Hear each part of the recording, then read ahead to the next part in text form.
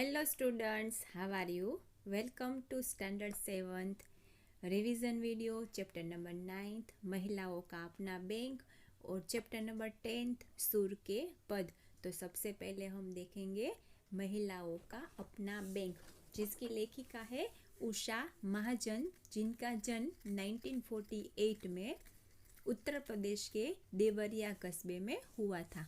इनका पत्रकारिता और अनुवाद की ओर विशेष स्थान रुझान है। इनकी प्रमुख कृतियां है शोषित एवं अन्य कहानियाँ, सावित्री ने कहा था, जैसे को तैसा, चतुर चरवाहा, बाधाओं के बावजूद, नई औरत और साक्षात्कारों की किताब समय के साक्षी। आप कई महत्वपूर्ण पुस्तकों को अंग्रेजी से हिंदी में अनुदित कर चुकी है। प्रस्तुत एक रिपोर्टाज है। इसमें लेखिका ने महिलाओं को आत्मनिर्भर एवं स्वावलंबी बनाने पर बल दिया है। 1972 में श्रीमती लिबी लोबो सरदेसाई ने सोचा कि क्यों न महिलाओं के कुछ रकम जमा करे जो संकट की घड़ी में एक दूसरे के काम आ सके। अगले कुछ वर्षों में ही यह विचार एक ऐसे बैंक के रूप में सामने आया जिसे आज केवल महिलाएं ही चला रही है। इस बैंक ने गोवा और उसके आसपास की कामकाजी महिलाओं के कारोबार का कायाकल्प कर दिया है। तो चलो देखें महिलाओं का अपना बैंक। पर्यटकों की माया नगरी गोवा में बड़े दिनों की छुट्टियां बिताने के दौरान वहां के बारे में कई रहस्योद्घाटन हुआ, कई रोचक अनुभव हुए। उनमें से एक था पणजी स्थित वीमेंस कोऑपरेटिव बैंक से परिचित होना। लेखिका कह रही है कि पर्यटकों की माया नगरी गोवा में वो घूमने गई थी छुट्टियां मनाने, तभी एक ऐसा अनुभव हुआ कि वहाँ पणजी स्थित उन्होंने एक वीमेंस कोऑपरेटिव बैंक देखा। मैं कैमरा कंधे पर लटकाए पणजी की सड़कों पर टहल रही थी।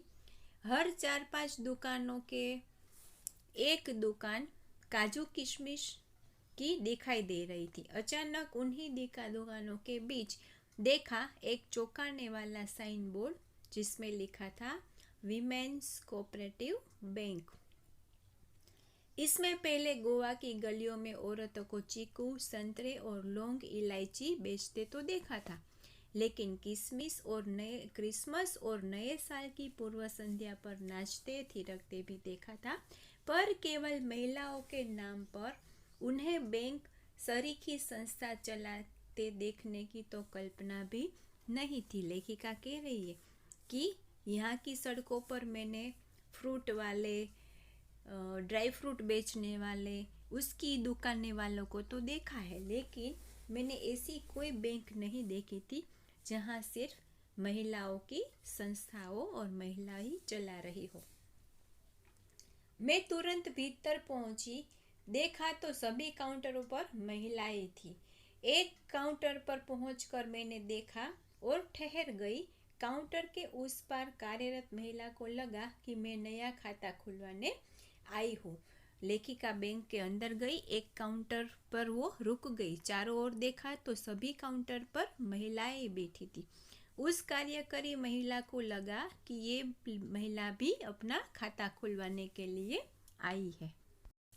फिर मैंने उस कार्यालयी महिला को पूछा कि मुझे बैंक के बारे में जानकारी चाहिए, तो वो महिला मेरी इच्छा जानकर उसकी अध्यक्षता मुझे मिलाने के लिए ले गई।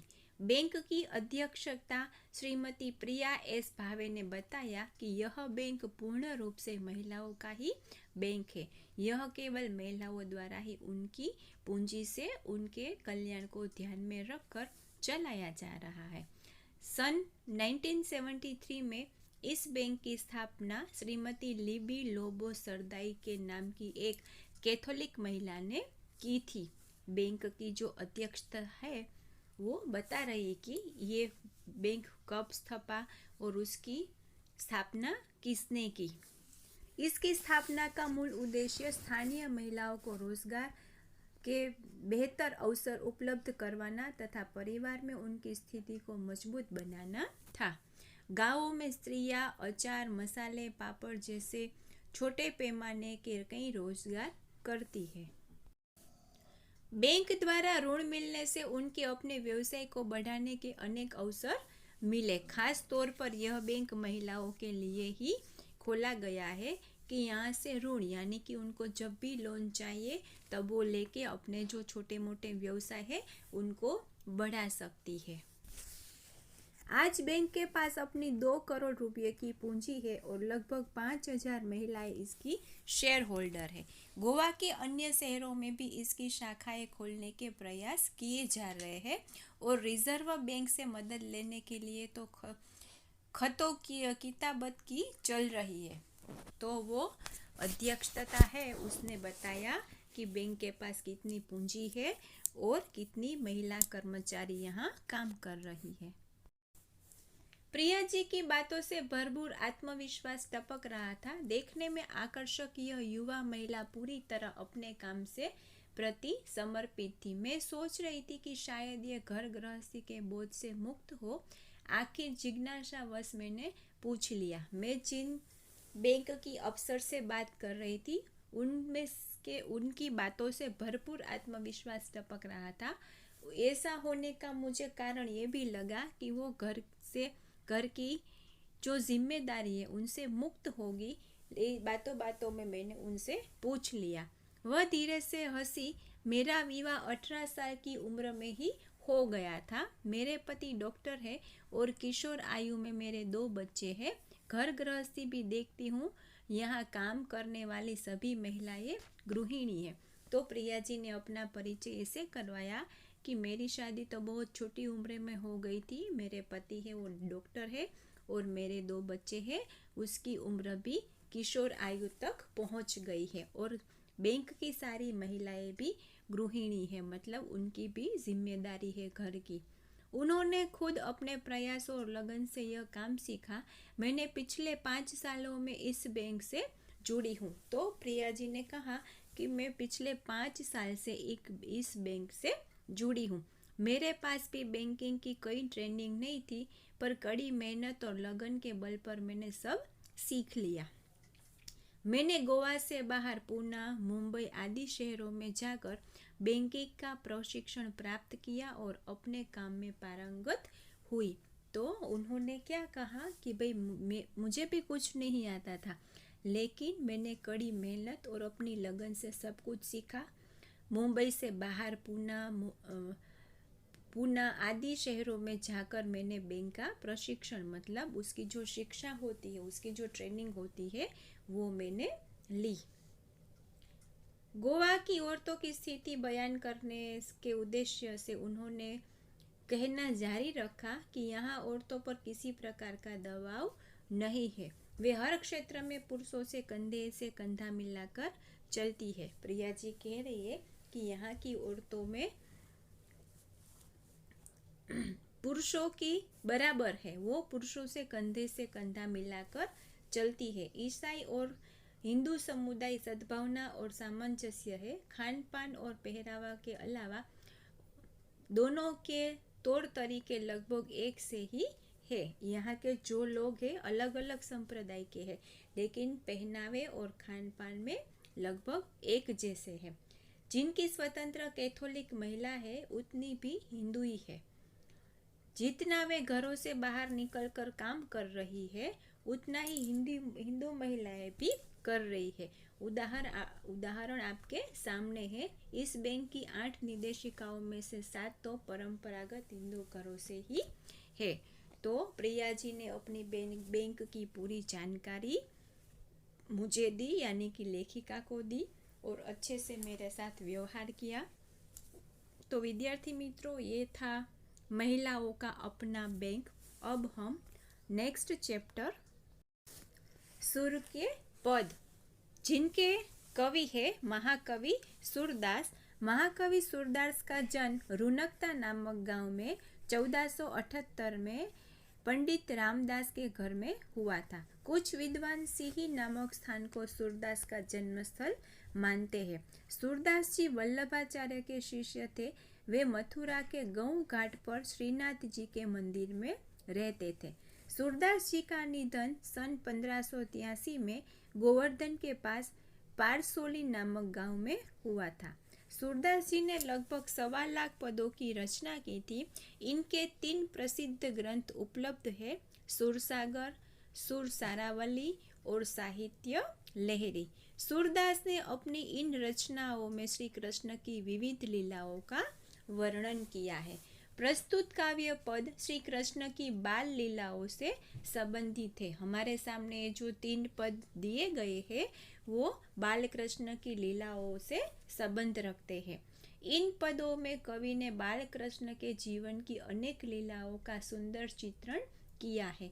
ये पद व्रज भाषा के अद्वितीय कवि और श्री कृष्ण के अनन्य भक्त सूरदास जी द्वारा रचित है। तो आओ देखें सुर के पद। जसुमती मन अभिलाष करे, कब मेरो लाल घटुरी वन रेगे। कब धरती पग दवेक धरे, कब दवेक दांत दुख के देखे। कब तोतरे मुख बचन झरे, कब नंद ही बाबा कही बोले। कब जननी कही मोही ररे, कब मेरो अंचरा गहीन मोहन। जोई सोई कही मोसो झगरे। तो इस पद के माध्यम से जशोमती मैया, जो यशोदा मैया है, बाल कृष्ण की माता जी है, वो ऐसी आशा रखती है कि मेरो ललन कब घुटनों के बल पर चलने लगेगा, कब उसके पग धरती पर थिरक थिरक करके चलने लगेंगे, कब मेरे लालन के दूध के दांत दिखेंगे और कब वो अपनी तोतरी भाषा से कुछ वचन बोलेगा, कब वो नंद जी को नंद बाबा कहकर बुलाएगा और मुझे माँ कब कहेगा, कब मेरा आंचर पकड़कर मुझे बुलाएगा और मेरे साथ कब झगड़ा करेगा। कब तब तो वो तनक तनक कुछ कहेगा और कुछ मुख से भरकर मुझे परेशान करेगा। कब हंसी बात कहेगा, मोसो जा छवि से दूर ही हरे। कब वो अपने मुंह से कुछ बात कहेगा और कुछ छवि से दूर दूर देखकर मुझे बताएगा। श्याम अकेले आंगन छांडे, आपू गई कुछ काज कथरे। अही अंतर अंधवाह उठयो, एक गरजत गगन सहित धरहे। सूरदास ब्रज लोग सुनत धुनि, जो जह तह अति डरे। यहाँ पर सूरदास जी बता रहे हैं, श्री बालकृष्ण अकेले आंगन में घूम रहे हैं और माता यशोदा अपने काम से घर के अंदर गई है। इतने में ही अंधारा छा गया, बिल्कुल घनघोर, और बादल गरजत रहे गगन में, यानी कि गगन में बहुत ही बादल की गड़गड़ाहट हो रही है। दूसरा पद, मैया में तो चंद खिलौना ले हूँ, जे हो लोटी धरणी पर अबही तेरी गोद न ए हो। सुरभि को पय पान न की हो, बेनी सिर न गुहे हो। हवे हो पुत नंद बाबा को, तेरो सुत न कहेगो।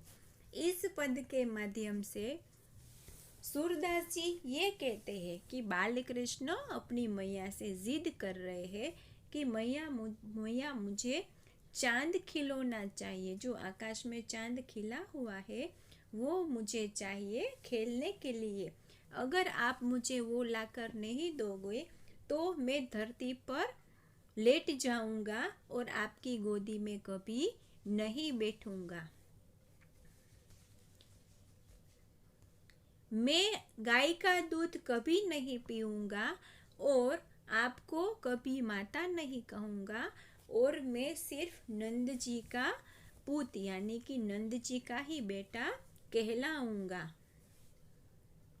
आप मेरी एक बात सुन लीजिए कि मैं बलदेव भैया का ही बड़ा छोटा भाई कहलाऊंगा। मुझे आप कुछ भी समझाएंगे लेकिन मैं जशोमती का नंद नहीं कहलाऊंगा। फिर जशोमती मैया नंदलाल को, मतलब कि बाल कृष्ण को समझा रही है। उसको ऐसा समझाया कि तू वो चांद की जिद छोड़ दे, मैं तुझे तेरे लिए एक नई दुल्हन ला के दूंगी। तेरी कसम, तेरी माँ की कसम, मैं तेरा ब्याह उससे करवा दूंगी। तेरे लिए अच्छे से बारात लेके जाएंगे और सुमंगल गीत गाकर जाते हुए हम तेरे लिए नई दुल्हन लेकर आएंगे। तीसरे पद में हरि ने आंगन कुछ गावत, तनक तनक चरनी सो नाचत, मन ही रिझावत। दूर देखती जसुमती लीला, हर्ष आनंद चढ़वता। सुर श्याम के बल चरित, नित नित ही देख भावत। इस पद में बाल कृष्ण एक आईने के सामने खड़े हैं और वहां मक्खन की एक भरी हुई एक दोनी रखी है। उनमें से माखन ले लेकर वो अपने मुंह पर और अपने पूरे शरीर पर लगा रहे हैं और अपने आप को आईने में देख रहे हैं। और आईने में देखते देखते वो इतने मस्ती में खो जाते हैं और अपना ही प्रतिबिंब आईने में देखकर उसको बहुत मज़ा आता है। और यह दृश्य देखकर माता जशोमती यानी कि यशोदा बहुत ही आनंदमय हर्षित हो जाती थी। तो स्टूडेंट, ये थे सुर के पद। विस्तृत में तो हमने जब हमारा ये चैप्टर चलाया था तब मैंने आपको समझाया था। ये थोड़ा संक्षिप्त में समझाया है। आज हमने चैप्टर नंबर 9 महिलाओं का अपना बैंक और चैप्टर नंबर 10 सुर के पद का रिवीजन किया। नेक्स्ट वीडियो लेक्चर में फिर से मिलेंगे, तब तक के लिए बाय।